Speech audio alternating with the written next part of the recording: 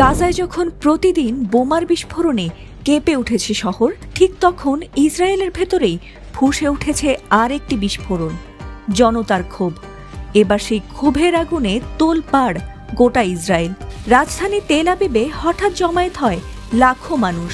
না, কেবল নিজেদের জিম্মি হওয়া লোকদের নয়, বরং গাজাকে বাঁচাতে আর নেতানিয়াহুর গাজা দখলকে রুখে দিতে তেল আবিব দখল করে বিক্ষুব্ধ জনতারা। এমনকি নেতানিয়াহুর অফিসে আগুনও ধরিয়ে দেয় তারা।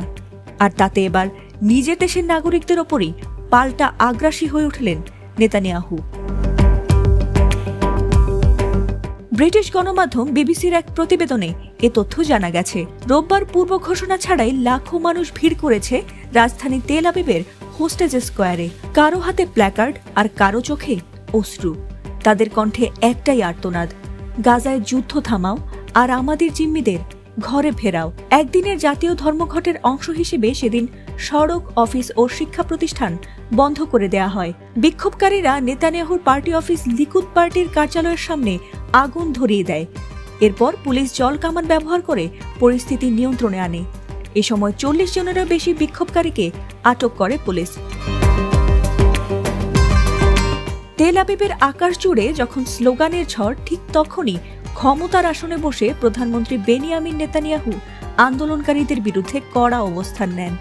এ সময় তিনি বলেন, এ ধরনের বিক্ষোভ হামাসকে শক্তিশালী করবে আর জিম্মি মুক্তির প্রক্রিয়াকে আরও পিছিয়ে দেবে। এদিকে ইসরায়েলি সংস্থা কোগাট জানিয়েছে, আন্তর্জাতিক সাহায্য সংস্থাগুলোকে দক্ষিণ গাজায় তাঁবু ও আশ্রয় সামগ্রী আনার অনুমতি দেওয়া হবে।